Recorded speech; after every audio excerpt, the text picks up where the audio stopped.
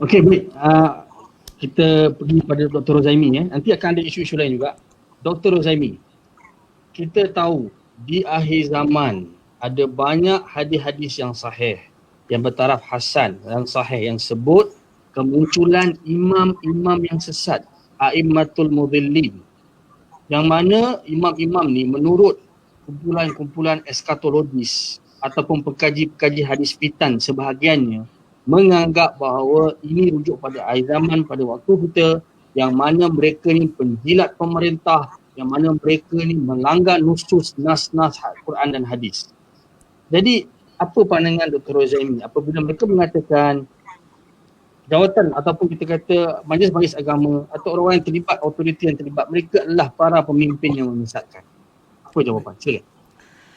Baik, berkenaan dengan hadis tu sebenarnya ada perbincangan dalam kalangan ulama berkaitan dengan sanad hadis tu, tetapi sebahagian ulama menerimanya kerana jalurnya banyak dan mereka mengatakan hadis itu mencapai taraf hasan.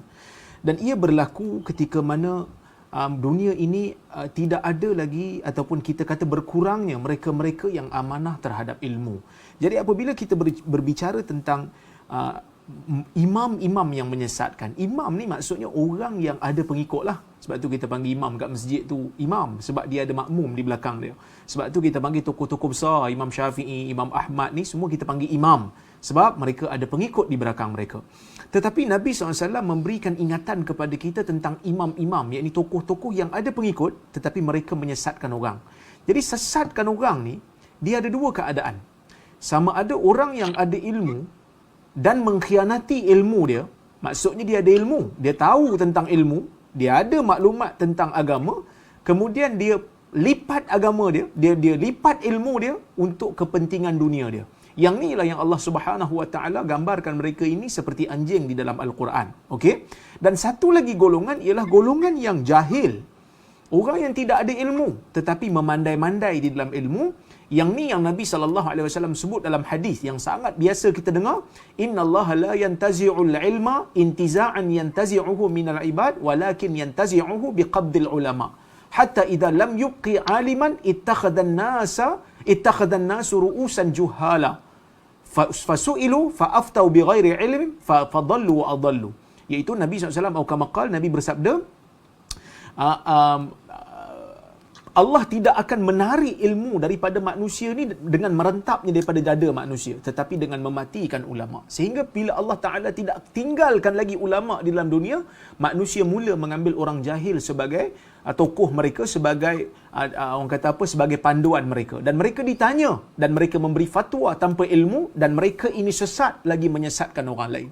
Jadi ada dua keadaan. Sama ada orang yang ada ilmu dan khianat kepada ilmunya, ataupun orang yang tidak ada ilmu tetapi memandai-mandai tentang ilmu. Dan benda ni juga ditekankan oleh Sufyan ibn Uyainah. Maafkan saya, bukan Sufyan Ats-Tsauri, Sufyan ibn Uyainah. Dia mengatakan, man fasada min ulama'ina fahuwa syabahun bil yahud. Wa man fasada min ubadina fahuwa syabahun bin nasara. Sesiapa yang rosak di kalangan ulama kami, maka dia ada kesamaan seperti mana orang-orang Yahudi yang ada ilmu tapi khianat, yang ada ilmu tapi ubah kerana kepentingan peribadi. Dan sesiapa yang rosak di kalangan orang yang kuat beribadat di kalangan kita, dia rosak juga. Dia ada kesamaan dengan orang Nasara yang ada benda baik yang dia nak buat tetapi dia jahil, dia tidak ada panduan, dia tidak ada kepakaran.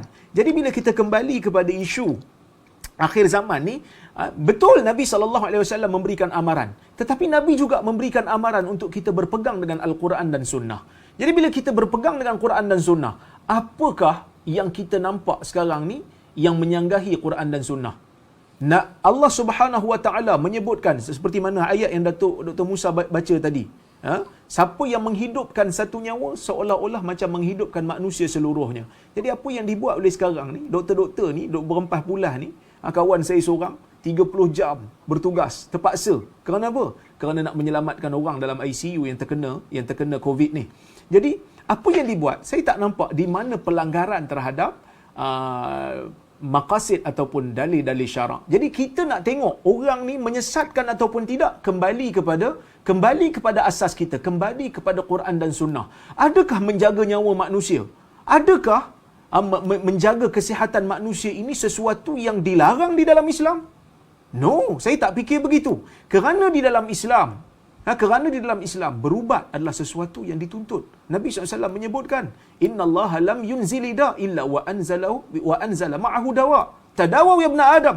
Nabi SAW mengatakan Allah tidak menurunkan penyakit melainkan akan turunkan ubat. Maka berubatlah wahai anak Adam.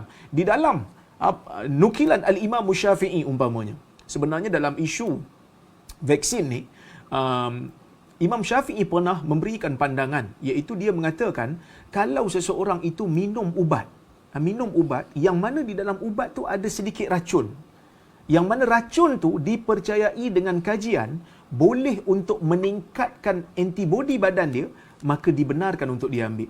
Bahkan kalau kita tengok dalam hadis lalat, hadis celupan lalat, di sana ada konsep mencelup lalat, walaupun kita tahu lalat tu berbahaya, tetapi kalau dengan lalat itu dicelup, lalat itu boleh mengurangkan ataupun menghilangkan mudarat daripada kuman yang dibawa oleh lalat, maka Nabi SAW suruh celup.